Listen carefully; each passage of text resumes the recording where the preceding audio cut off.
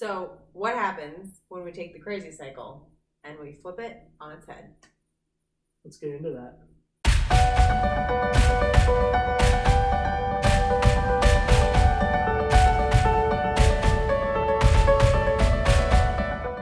Hey, I'm Andrea Warnock. I'm Nathan Warnock. And you're listening to Marriage Monday on the Marriage by Design channel.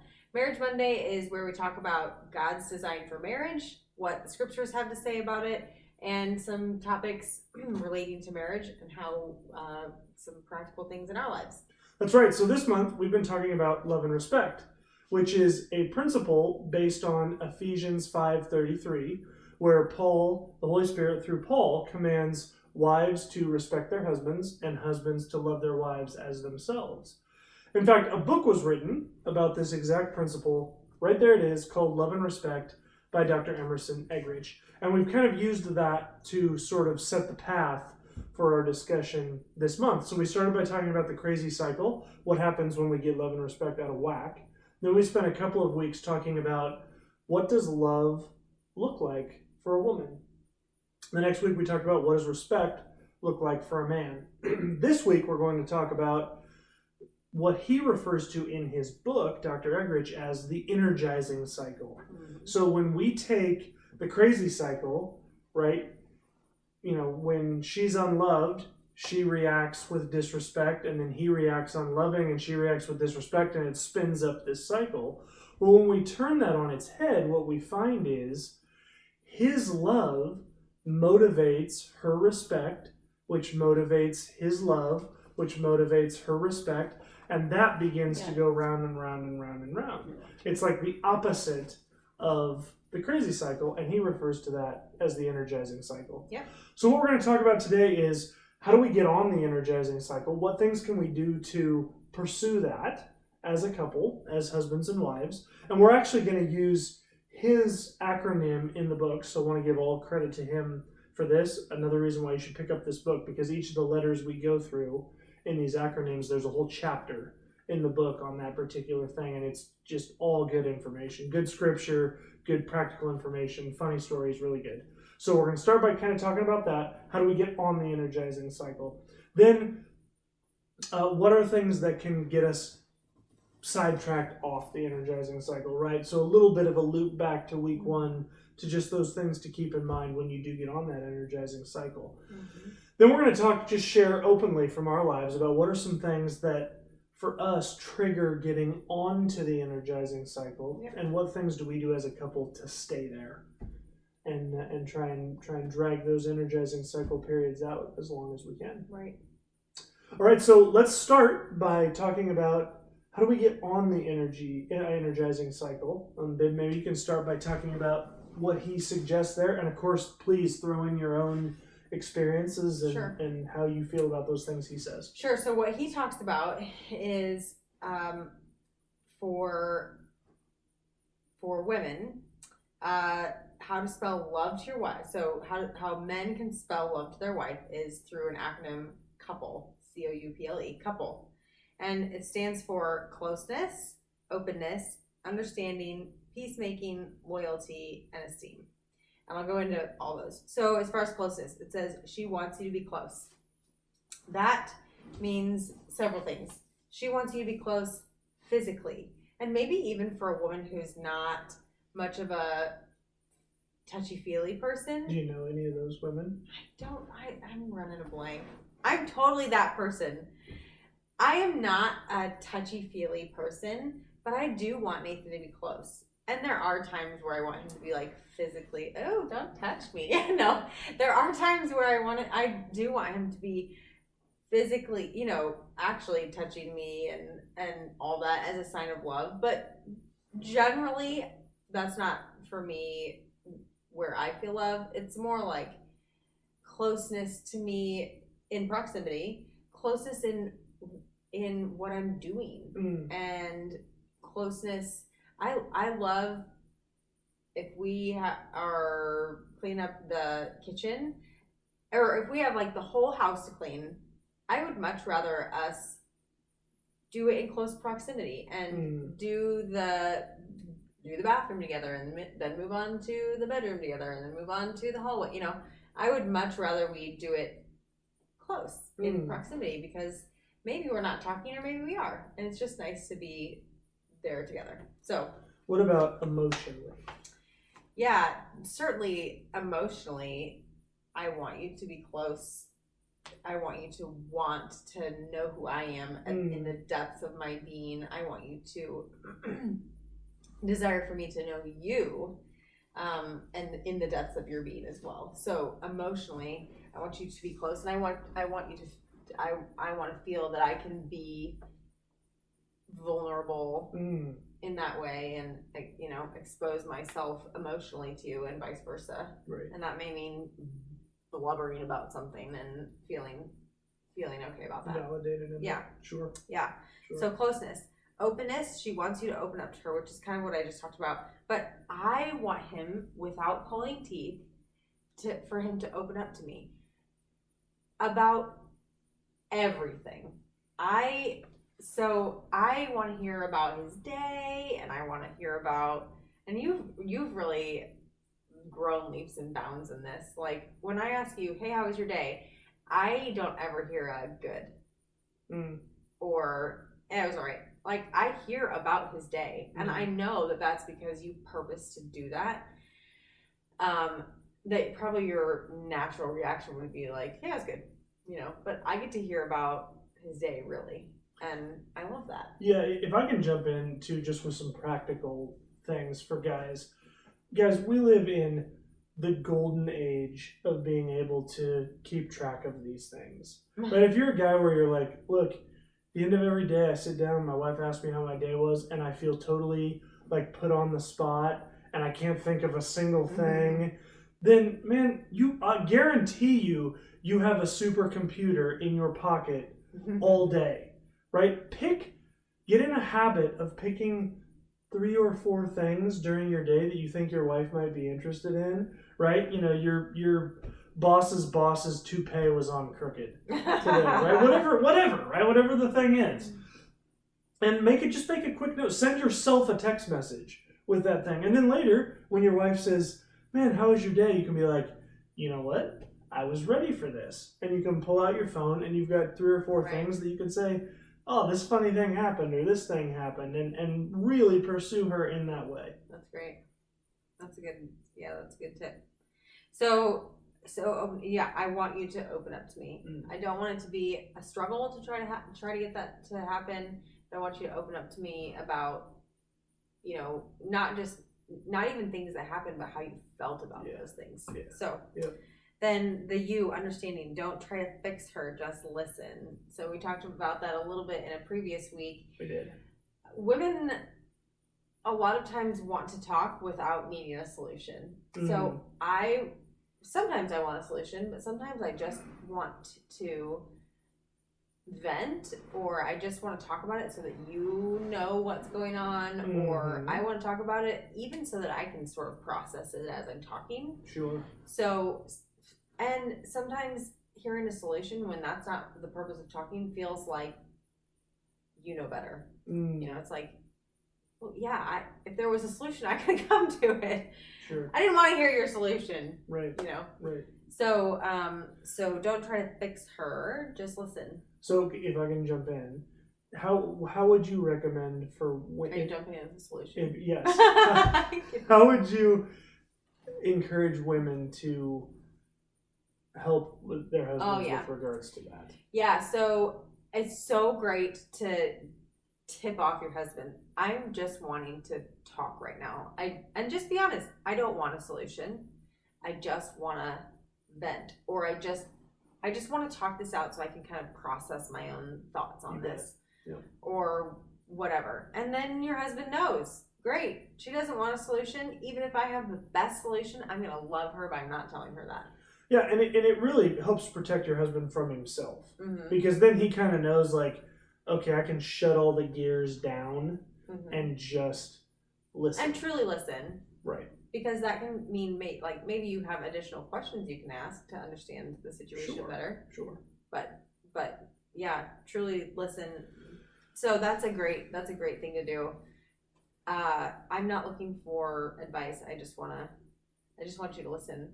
And we've laughed because sometimes Nathan, I won't preface my talking before that, and Nathan will get done and say, do you want some thoughts on that, or did you just want to talk? And I'll say, I want your thoughts only if I like them.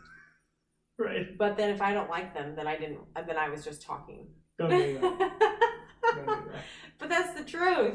Sure. And that's so hard because, yeah, I want your advice, but only if I like that advice, or only if that advice doesn't make me feel unloved. Sure. And of course that is unfair. But we've also reached a place in our marriage where, like, we can laugh about you that. know, you can laugh about those kinds of things. And you may not be in that place, right? You might think, oh man, my husband would be so mad Right. if I said that. That's okay. Right? Or- Then preface the conversation with that and have hope that as you guys walk in this and you move from crazy cycle to energizing cycle for longer periods, Yeah. you'll reach a place where you'll laugh about these Right. things too. Or there's sometimes where he's giving advice and I'm like, yep, never mind. I was just talking. That definitely happens. And a lot of times that's your kind way of saying, like, you Stop. just launched into a solution I didn't ask for. Yeah, so we can just stop the conversation. Right. Okay, peacemaking. She wants you to say, I'm sorry. And this is big. Big. Really big. For my husband to admit the times that he's hurt me or wronged me or whatever by saying, I'm sorry, will you please forgive me, is loving to me because it's his recognition that I felt unloved and that it's important enough for him to humble himself and say I'm sorry. And it's almost like his understand. Maybe he doesn't agree that I should have been hurt, but it's his understanding that I am hurt and he cares about that. Yeah, that's right. So let's teach the folks how to properly apologize, right? Because there's a right way and a wrong way to apologize, right? And I'm sure you're thinking right now, don't patronize me, you jerk. But it's amazing to me the number of people who do not know how to properly apologize. Yeah. Right? So this is not an apology. I'm sorry for the way that made you feel. Mm-hmm. There's nothing more infuriating than apologizing for someone else's feelings. Right. That's such a passive-aggressive way of going about it. Don't do that.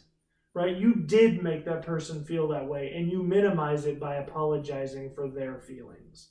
Right? The other thing, on the other end, when someone genuinely apologizes to you, do not say, no big deal, don't worry about it. Okay. It's okay. It's not okay.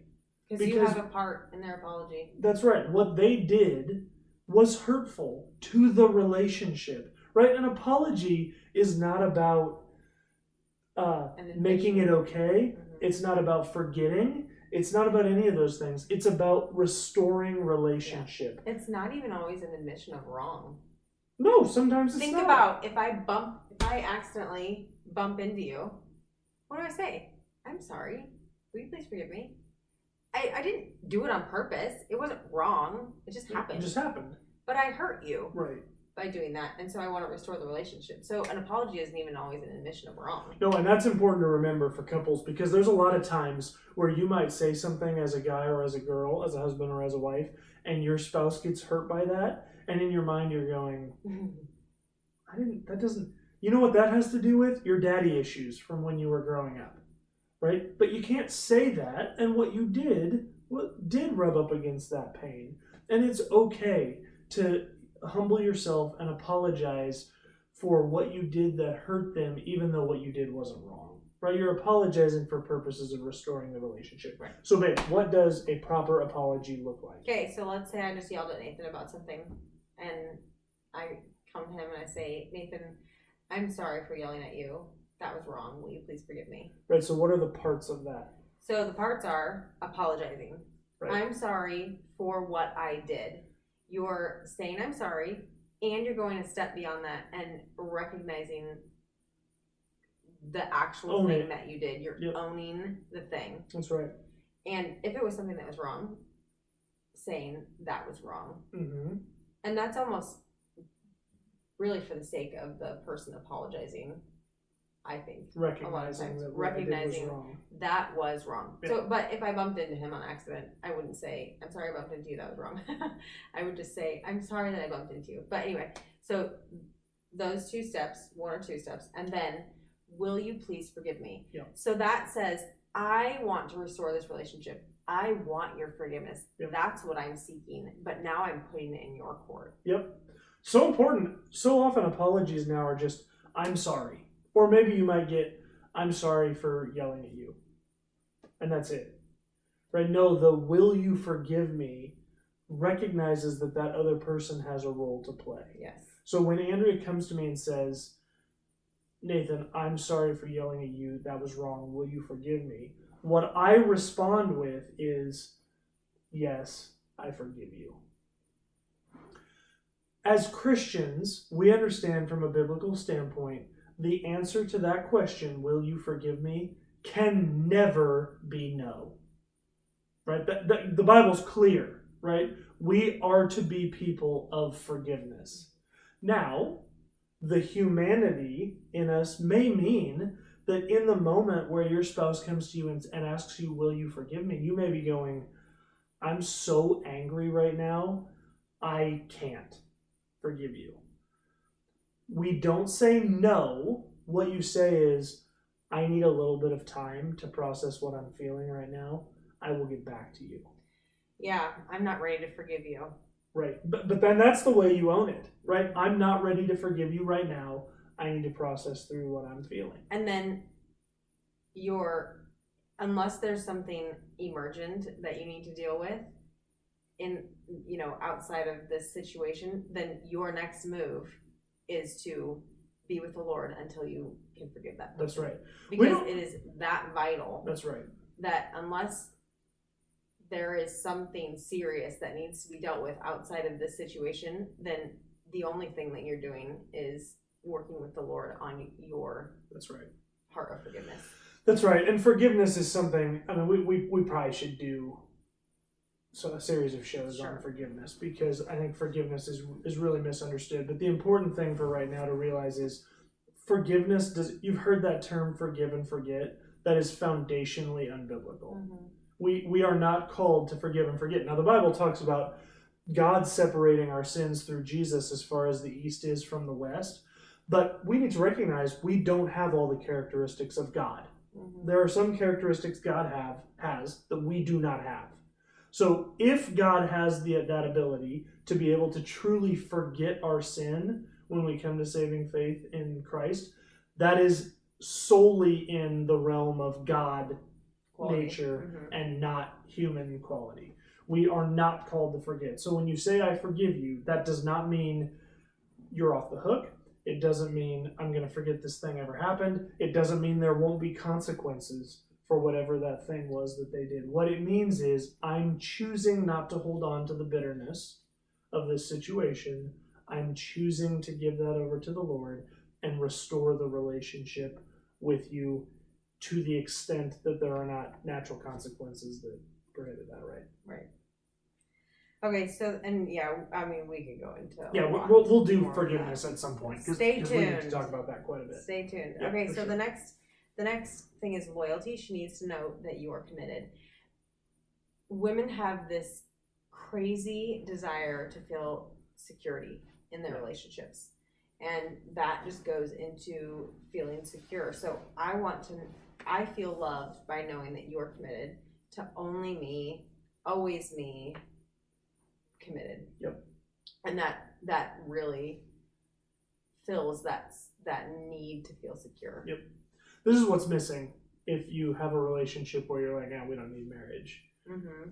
to have a loving relationship. Well, the problem is what you're really saying is I'm not willing to give up all other alternatives for you. Yeah, right. And you're immediately violating this one key part of what makes a woman. Right, the loyalty is gone then, yeah. And then the last one is esteem. She wants you to honor and cherish her. And what woman doesn't want to be honored and cherished? And that looks a lot of times like Nathan saying great things about me in a group of people, not out of context, but for me, a lot of times that looks like I'm overhearing him say something that's really awesome. telling me why he loves me, not just that he loves me, but why. Yeah. Or when he, you know, just takes a few minutes at some point when he's really feeling like, oh my gosh, what you're doing right now is so respectful towards me, and takes a couple minutes and says, oh my gosh, I feel so respected, you know. So those are a couple ways. It's great. I see that. It's great. From a guy's standpoint, the acronym that he gives in the book is CHAIRS, CHAIRS. First one is conquest, right? Appreciate his desire to work and achieve. This goes back to what we talked about last week, in that, man, it really fills me up, pumps me up when you believe in me at work. You believe in what I'm doing. You're not belittling my job, right? And if you don't know, I sell commercial cleaning, right? So I sell making sure the toilet that you pee on when you're at work is cleaned between the time you leave work and the next day when you show up at work. This isn't rocket science, y'all.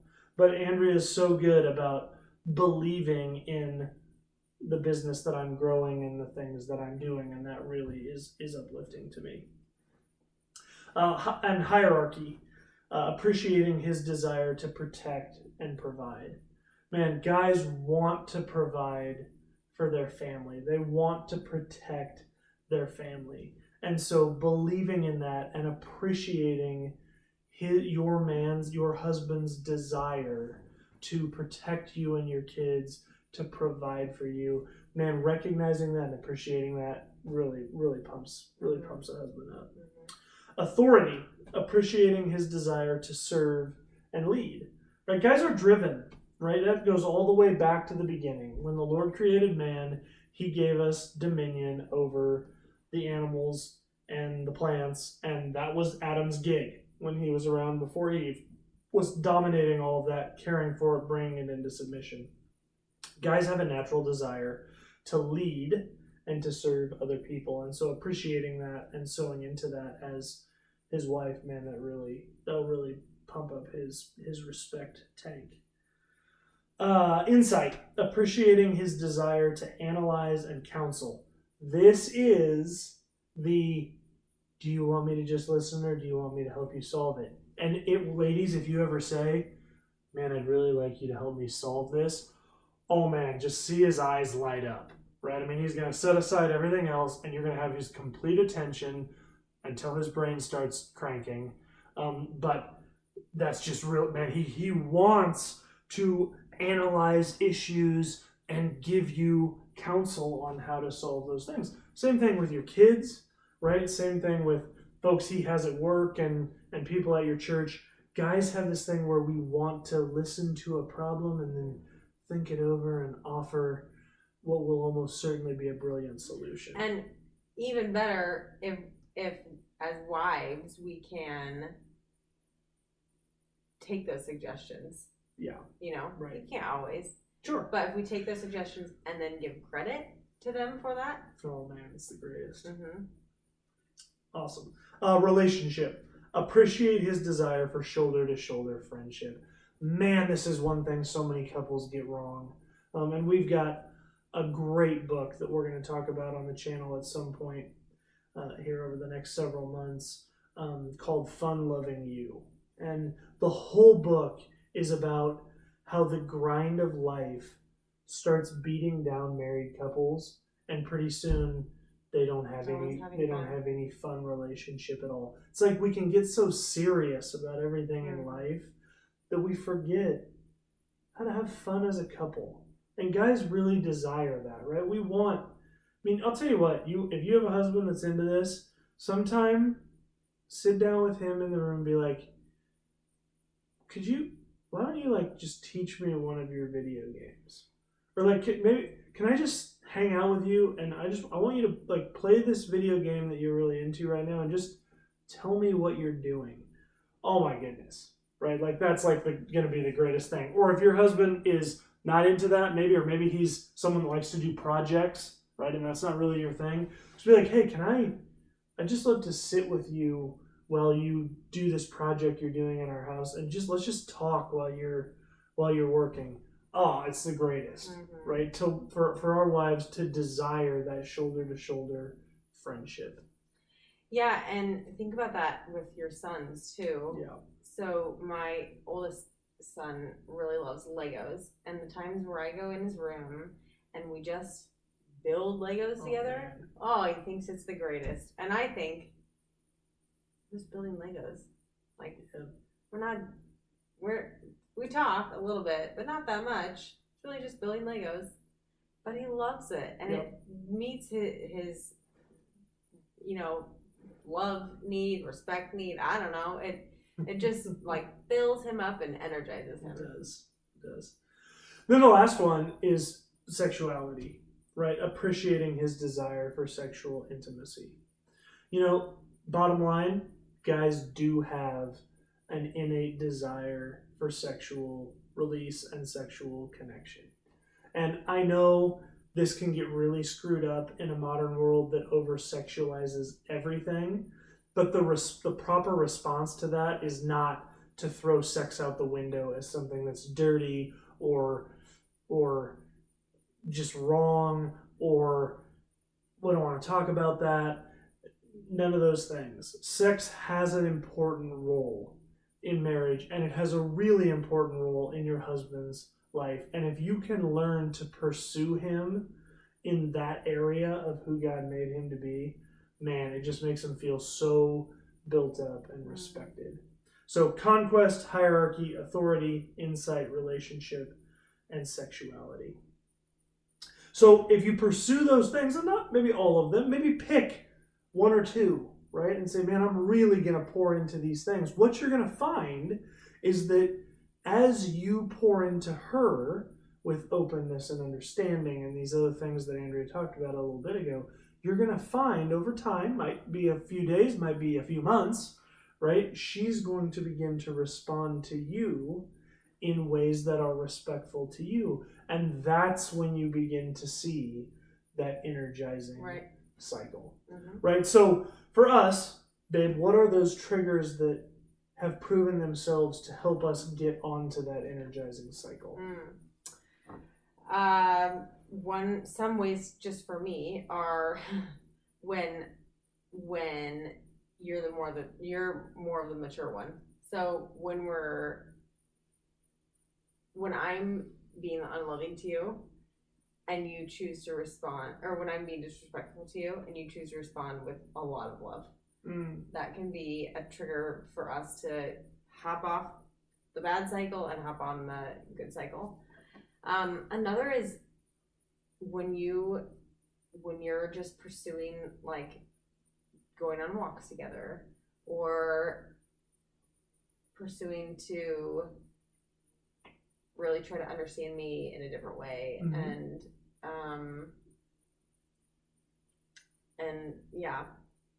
some of those just emotional closeness. That's great. What about for you? So, being transparent, for me, when you and I are in a regular routine sexually, I feel like it's way easier for us to be on that energizing cycle. And I know, look, guys have different, levels of sexual drive, as do women, and so I'm happy to admit that I maybe have a overactive sexual drive or whatever. But for me, when we're in a regular routine of coming together sexually, it makes a huge difference for me, a noticeable difference in the ease of recognizing early the onset of the crazy cycle, rejecting that, and moving back towards the energizing cycle. Yeah. In the same way, and we said this before, for me, if I'm routinely in the Word and having quiet time myself, and not like quiet time where it's like 3 kids are crawling on me, and and sometimes that's real, right? I mean, sometimes that's what you do, and the Holy Spirit can meet you with 3 kids on your lap the same way He can meet you any other time. But having that set aside quiet time with just where you can just be quiet before the Lord and your heart connect with His heart, it makes a huge difference with how you and I react and interact with each other. Yeah, it really does. On and off the energizing cycle. So I'd say those are probably the two biggest ones for me. Yeah, that's great. Awesome. Anything else, babe, that you think as you look back on the crazy cycle and love and respect and the energizing cycle that you would want to share with people as we close out the Yeah, there's one thing that Dr. Eggerichs says in his book, which is super great. And he says, you can be right, but wrong at the top of your voice. So there are times where what you're saying is totally right, but the way you're saying it or the tone you're saying it in is totally wrong, and then it doesn't even matter what you're saying. And so I really love that. It's at the front of his book. You can be right but wrong at the top of your voice. Yeah. And that tone and that or level or whatever can be so disrespectful or so unloving and just totally negate what you're saying. Yeah, totally. Yep. And for me, I would just reiterate, one of the biggest things that I always take away from this book is that saying, not wrong, just different. And as you look at your spouse, I would challenge you, when you're tempted to think, well, she's just wrong, I hope that saying pops right in your head.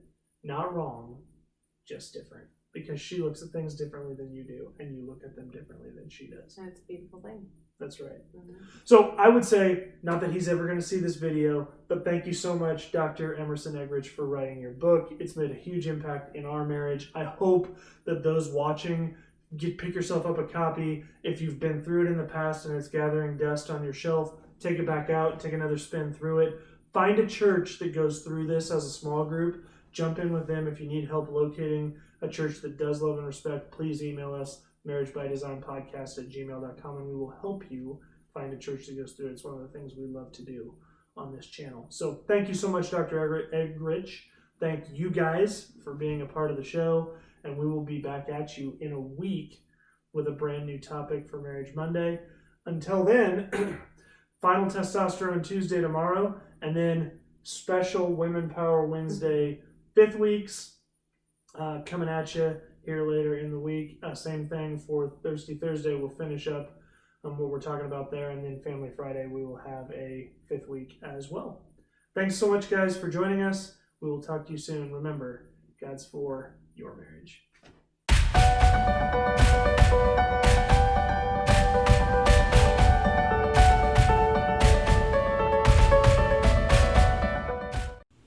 Hey, thanks for joining us on Marriage by Design. If you were impacted by this video, like it by hitting the thumbs up below.